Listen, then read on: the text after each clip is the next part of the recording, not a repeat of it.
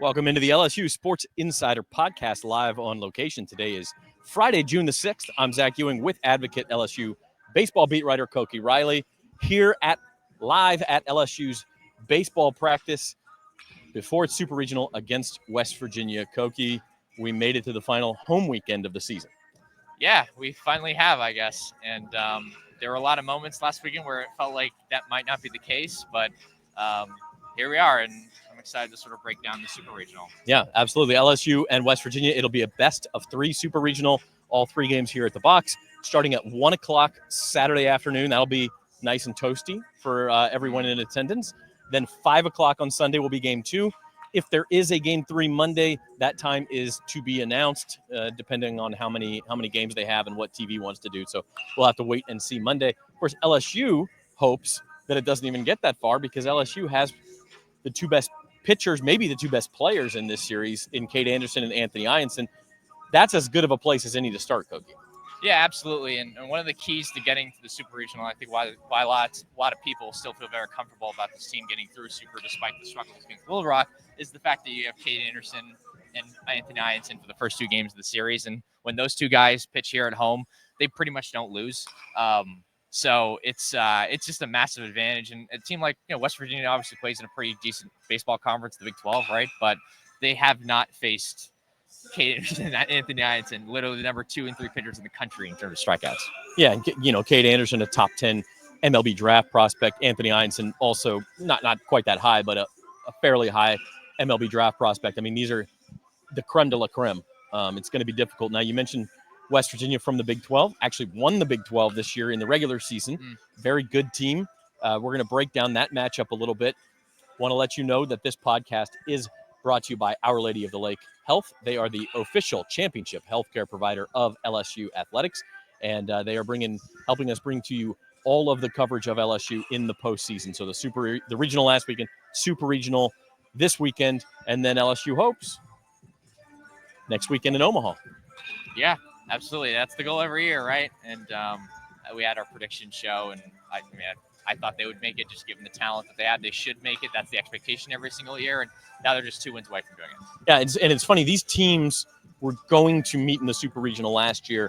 Had LSU gotten 2 more outs in Chapel Hill against North Carolina, they would have hosted West Virginia at the Super Regional last year. I can't remember who West Virginia upset in their regional last year. They won the Arizona Regional. Okay, I'm testing. Regional. You would know that because that's your school's arch rivals. And took down the Wildcats. This year they took down Clemson in Clemson's Super Regional to get here. Kind of a wild, we thought LSU's run through the regional was kind of wild. West Virginia ended up going undefeated in that regional, but they had to beat Kentucky 13-12 in that first regional game. They were down 12-7, scored 6 runs in the 8th inning at the end to avoid the Monday winner-take-all game. So West Virginia coming here. First time these teams have ever met in baseball. West Virginia, a little bit of new royalty when it comes to college baseball, but very good team. Yeah, absolutely. They put the ball in play a lot. They have a clear ace. There's a left-handed pitcher in Griffin Kern. This LSU team's had some trouble against left-handed pitching this season. And then Jack Kartsonis, their number 2, has sort of risen into the role. I guess he only has 8 or 9 starts this year, but about midway through conference play, he sort of took over one of those rotation spots. He's been very good for him. He has a sub-3 ERA. So this team has a starting pitching, and they have the offense, at least from a bat-to-ball perspective, to hang around in these games and even create some sort of upset. But they also don't have a lot of power. Their defense is pretty rough. They had 9 errors in the Clemson Regional. And then their bullpen depth is not ideal either. So LSU definitely has a bunch of advantages in this heading into the Super Regional, and they should win the Super Regional, not just based on talent alone, but through some of these other more specific, I guess, strengths and weaknesses. But you can't take anyone for granted. I think they learned that last week. Yeah, it's a very interesting team, West Virginia is, because they don't hit a ton of homers. Their offense is kind of contact based. They hit a lot of doubles. They don't strike out a lot.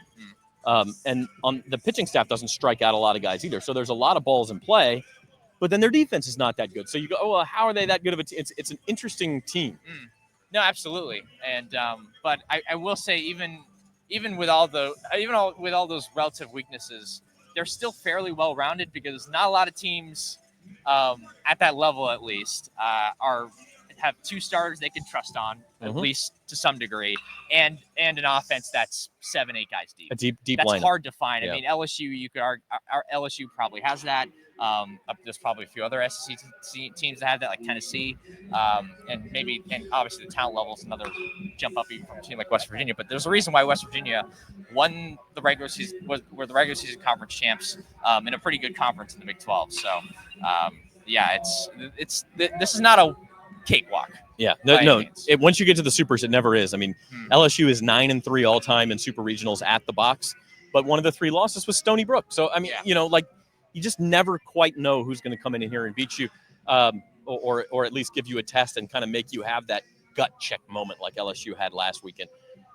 Let's start with the starters, okay? And we anticipate that tomorrow afternoon will be a battle of lefties. Cade Anderson for LSU versus Griffin Kern for West Virginia. That hasn't been announced yet, and it is a little bit interesting because starting with the LSU side, last week Anthony Ianson started first, but he also came in relief on Monday. Yeah. Cade Anderson didn't. That makes me think it's Cade game 1, Anthony game 2. Yeah, absolutely. And Cade will have all the rest that he needs since it's a Saturday game, and he'll have a week off. And then with Anthony, to give him the proper rest that he needs to not just stay healthy, but also just be effective and feel fresh. Sunday just makes all the sense in the world. And those 2 guys are pretty interchangeable at this point. At least that's what it seems like. At least that's the way they've treated them this season. But yeah, I'd be surprised if that's not the 1-2 combo that they start in that order, to be clear.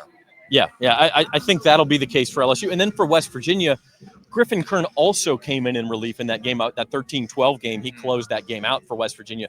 So there's a small chance you could see that was a Sunday game, so you're not talking about a Monday relief appearance. Yeah. There's a small chance the Mountaineers could flip-flop and start Kern in game 2. Yeah. But, I'm thinking if you're West Virginia, you come in here and you throw your best in game 1. Yeah, and especially you got to take one of these games for obviously to have some sort of chance. And that means just using Kern in the right role, however he's feeling, because we'll have 6 days off actually from the Sunday to Saturday, so that should be enough. Even if he had to throw that 1 inning, it was just 1 inning. It wasn't like he didn't have to throw that many pitches. So I think he should be probably fine for game 1, but it's going to come down to which game they feel like they can steal, more likely that they can steal, because in game 3 anything can happen, as we saw in LSU's third game of the regional against Little Rock. Yeah, and you mentioned LSU does tend to struggle against lefties. They lose the platoon advantage in some instances.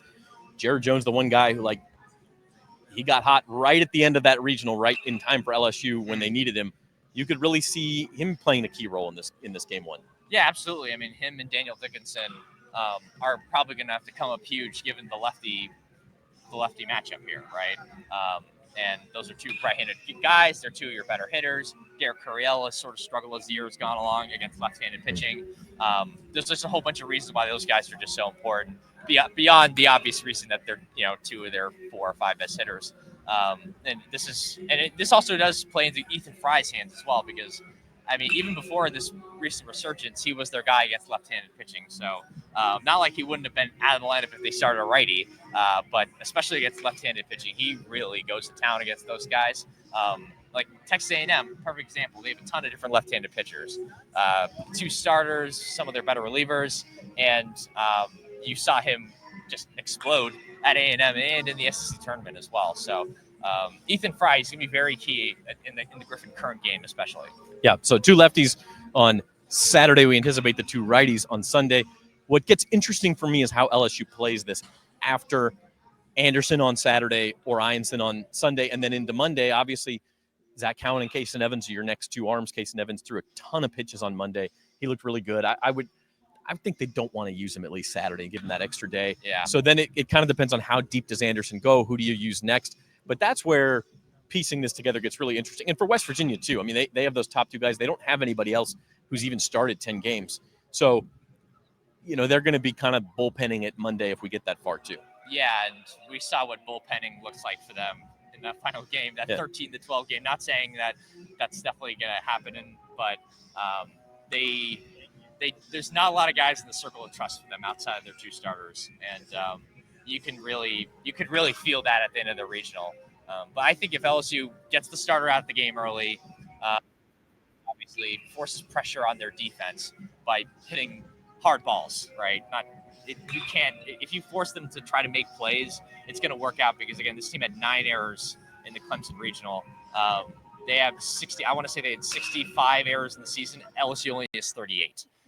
So there's like a stark difference between these two teams defensively. Yeah, and from the LSU side, I mean, we think Cowan's probably the first guy out of the pen Saturday if it's a close game. I mean, is that what you'd anticipate? Yeah. I'm curious, are they just going to say, like Casey Evans be our closer for these last couple innings for games 1 and 2, and it's 2 shorter stints, even if it's on less rest. But maybe they want to save him for game 3 potentially, unless they can close out the door in game 2 and then they can use him again. That's probably the more likely scenario where they save him for game 2 in case they need him. And if they're losing by a lot or winning by a lot, they don't have to use him. So he could use the extra rest. I mean, he blew past his career high pitch count on Monday. I think it was 109 pitches. Yeah. So not even close to anything he'd previously done. Exactly. So definitely, I'm not that we've talked to Jay Johnson about this specifically, but I'm thinking he would rather not pitch him tomorrow. Now, if it's a close game and you really need him, that game 1 is that important, you're probably going to do it. But if he had his druthers, you win game 1 without using Case and Evans, give him that extra day of rest, and then he comes in if you have a lead Sunday. If you don't, maybe you save him for Monday, and he's sort of your game 3 guy again. Yeah, exactly. And it's going to be really interesting if it's a 4-2 game. For example, a 4-2 game in the 7th inning, Cade Anderson's already thrown as many pitches that he could throw. He's running out of gas. Yeah, he's running out of gas. Like, who's the guy you turn to in that situation is really interesting. Like, do you push the envelope with Kaysen? Do you hope Zach Cowan finds it again? Do you hope Chase Shores or a guy like Chase Shores is throwing strikes? Like what do you actually turn to in that situation? I think a lot of it's going to come down to who's coming up at the plate. Like if it's a string of lefties, you can see Cooper Williams be that guy. So it's going to depend where they are in the order. It's going to depend on the score. But it's like who's the next guy after Anderson if the game is close is a really fascinating question. What would I do? I'm not really sure. I think it does come down to the matchups as I just sort of mentioned. Yeah, no doubt about it. And LSU has other arms who have been good at times this year. They just weren't good last weekend, starting with Cowan, starting with Chase Shores. I mean, you could go to some of those other guys, start Jaden Newt, another one who had been good until last weekend. So, we'll see what Johnson and his staff think about the matchups. We'll see what they do, how late in the game is it, how close is the game. But that, to me, is going to be a big-time storyline on the pitching side. As far as the hitters go, Koki, very streaky LSU lineup. Yeah. I think West Virginia probably has the more consistent lineup. We talked about it. They put balls in play. They have the doubles. They don't hit a lot of homers. But for LSU, it's been more hit or miss. They need the home run ball to kind of consistently produce. They do put a lot of runners on base. They work pitch counts. What is the key for this LSU offense, in your opinion? You got to get the starters out early, right? And you got to put pressure on that defense. I know I already said that, but I do think it's like absolutely critical that happens. But I am curious to see, like, are they going to roll out the lineup that we saw on Monday, or are they going to roll out something else? Are they going to go back to their kind of default lineup?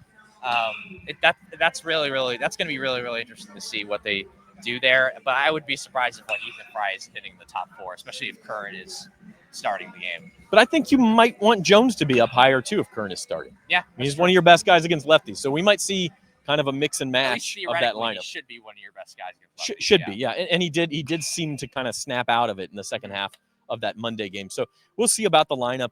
I don't know how much the exact order matters as much as just you got to set the table. You got to get Kern out of there as soon as possible, as you mentioned, and just get yourself out to a lead so Cade Anderson can pump some strikes and work. Yeah, and it's been really huge for this lineup that Stephen Milam has, I guess, finally started to really find something offensively. On-base machine last weekend. Yes, 632 on-base percentage last weekend. He was really, really effective, and that is the opposite of what he was doing in SEC play when he had a 295 on-base percentage. Under 300, which is very not good. I think him sort of finding his rhythm offensively helps create more depth in this lineup, and it puts less pressure off some of the big guys we've been talking about.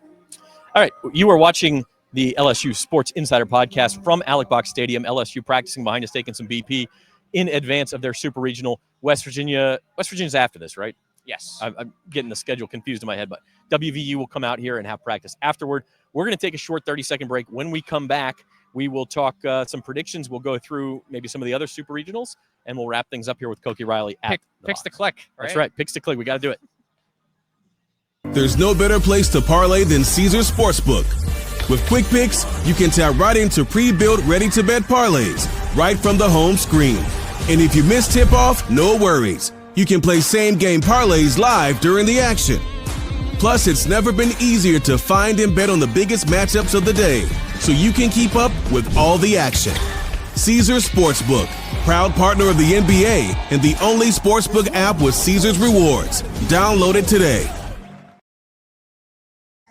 Welcome back to the LSU Sports Insider podcast. We are here from Alec Box Stadium. Zach Ewing with Koki Riley on this Friday, the day before the Tigers play the West Virginia Mountaineers in the Super Regional. This podcast is brought to you by Our Lady of the Lake Health. They are the official championship healthcare provider of LSU athletics. So our thanks to them. Let's go around the country a little bit, Koki. Some of the other Super Regionals. I think first and foremost, the one that most LSU fans will pay attention to, and maybe nationally, is the best Super Regional. You have Arkansas, who, along with LSU, is one of the favorites to win the national championship against last year's national champion in Tennessee. Only one of those teams is making it to Omaha. They play up in Fayetteville starting tonight. That'll be a good one. Yeah, absolutely. And these two teams already faced each other in Fayetteville in the regular season. Arkansas won that series. But it was a close series. Tennessee has that great 1-2 punch at the top of their rotation as well. So it won't be easy for Arkansas to get out of that. And that's a really, really tough draw for the Razorbacks. And I think that's why LSU is like the odds-on favorite to win the whole thing, because one, they're an SEC team. It's hard to pick an ACC team given the history of this, even if North Carolina's looked amazing. And then for Arkansas, the other team that you definitely consider as a national title favorite, they have to face Tennessee. So that kind of leaves LSU, and they have a good matchup, and they're in the SEC. Yeah, and after a crazy regional weekend where you lose Vandy and Texas, the top two seeds in this whole thing, Arkansas and LSU are two of the top seeds left, along with Auburn and North Carolina. And by the way, I misspoke. Tennessee and Arkansas start tomorrow. They actually start at 4:00 tomorrow, so they start after LSU series starts. Yeah. That's a Saturday through Monday series as well. And I'm sure Liam Doyle will be pitching for Tennessee, so it's going to be a heck of a pitching matchup. And Arkansas will have its work cut out for it. But by the way, if LSU should make it to Omaha, their first game would be against the winner of that Super Regional. So It would be Tennessee or Arkansas right off the bat. So difficult start in Omaha, but hey, you get there, you're going to face tough teams. So exactly. I do want to talk about North Carolina, because that's the Super Regional that has gotten going. We're recording this; it's almost noon, and North Carolina is already leading Arizona 8-1 in a game that started at 11. It's only the second inning, and North Carolina is all over Arizona. They're leading that Super 8-1. I think if you look past Tennessee, Arkansas, LSU, North Carolina's right up there with a team to win the national championship. They haven't won one yet in their history, but it feels like it's coming, and this could be the year for the Tar Heels. It could be the year. That's a very impressive program. Getting to see that program up close last year. I know they got different players, different team, no Vance Honeycutt, all that jazz, but they have dudes, especially in that lineup, as you saw, 8-1 lead in the second inning. So they're an SEC caliber team. Like, we should treat them as such, even though they're not technically in the SEC. We look at their talent, look at their pitching depth. That offense has been really, really excellent for them. When it's rolling, they're very, very tough to beat. And Arizona's no slouch. Like, they were probably the most dangerous team in the Big 12 heading into this tournament. They knocked West Virginia out of the Big 12. They were hot. They won the conference tournament. They have a bunch of quality wins. They also have some bad losses, which is why they weren't a host. But either way, they're good. They're really good. No doubt about that. So North Carolina already has 1 foot toward a Game 1 victory. The other series starting today, all very evenly matched series on paper, at least Miami against Louisville, all ACC matchup. That starts at 2. Florida State, Oregon State, tremendous matchup there. That one starts tonight at 5:00. And then Coastal Carolina, Auburn, another one I'm looking forward to. That one starts at 8. And then the other Saturday through Monday series, besides the LSU, West Virginia, Arkansas, Tennessee, those are Murray State, Duke, and UTSA, UCLA, which is the last one to get going Saturday night. Any of those stick out to you as matchups to watch? I don't really know what to make of UTSA right now, I guess, to beat Texas in that regional. Do they just have Texas's number? Because, they've beaten them 3 times now, and it feels like I don't know. And it just sort of feels like they got like, what do they look like against everybody else then? Yeah. Like in a team like UCLA, it just seems like such a random matchup in the super regionals. And but UCLA played here we really are. well last weekend. So Yeah. we'll have to see. They could definitely be a team too. I'm kind of excited to see. I want to see, Miami or Florida State or Oregon State, and some of these teams that you can consider college baseball blue bloods getting back to Omaha along with an LSU, along with an Arkansas or Tennessee. And it's gonna be a way more diverse field this year than it has been. Could be some really, really good matchups in Omaha. I mean, heck, Murray State could make it. They could. Murray State Duke, the winner of that will be kind of the underdog in LSU either way, unless a UTSA makes it, a West Virginia makes it. There's other teams that would be kind of Cinderella stories. So, all right, we're going to turn our focus back to this one. Koki, I'm making the executive decision that we're saving our picks to click for tomorrow's pregame show. Okay. So, tomorrow's game starts at 1. We'll be on the air around noon with a pregame show. It'll be live, and we will have our picks to click for that one. By that point, we'll know the pitching matchups and all that stuff. But let's do series predictions now, since this is the series pregame preview show instead of the pregame show. Ultimately, does LSU get through, and do they do it on Sunday or Monday?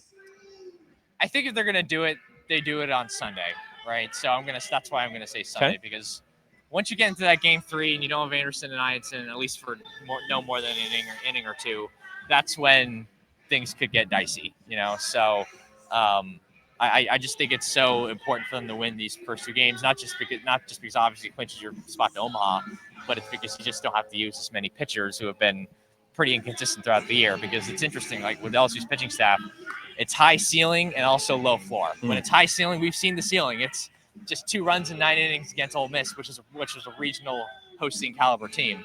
But when we've seen the floor, it's Little Rock, it's Northwestern State, and they're giving up 10, 11, 12, 13 runs because they're walking the park. So that's just sort of where the staff is at the moment for sure. I am going to say also that LSU does get through and makes it to Omaha, but I'm going to say things do get dicey, and it is Monday.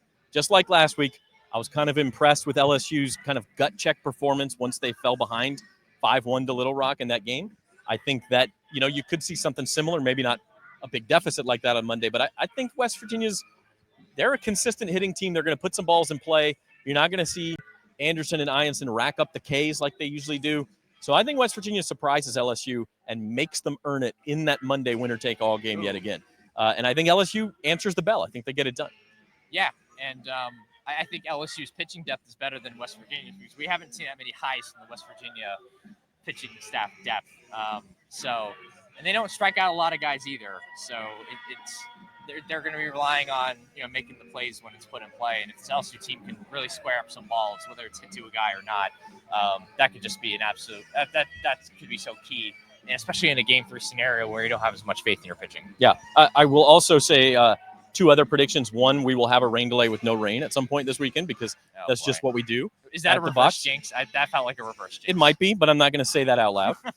And number 2, it will be really hot. We were lucky enough to start this recording when the sun was behind a cloud. It is no longer behind a cloud, and I can confirm it's noon right now. This is the time we'll be doing the pregame show tomorrow. 1 o'clock start.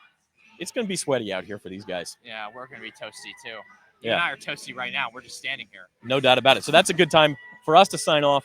LSU versus West Virginia in the Super Regional begins at 1 o'clock Saturday. They'll play 5 o'clock Sunday, scheduled anyway. It's supposed to rain Sunday, so we might have a rain delay with rain, by the way. Oh, and if that, I'm just reverse jinxing everything. Yeah, double reverse jinx. And then if the teams should split the first 2 games, we will play a winner-take-all game Monday at a time to be announced. So keep it locked to the LSU Tigers at NOLA.com YouTube channel for all of our pregame and postgame coverage. We'll do that for all of the games this weekend, whether it be 2 games, whether it be 3 games, and to theadvocate.com/LSU. You can read Koki's work previewing this series, and we will have it all for you from start to finish here from the Baton Rouge Super Regional. Patrick McGee was our producer. He's Koki Riley. I'm Zach Ewing, and we'll see you next time on the LSU Sports Insider podcast.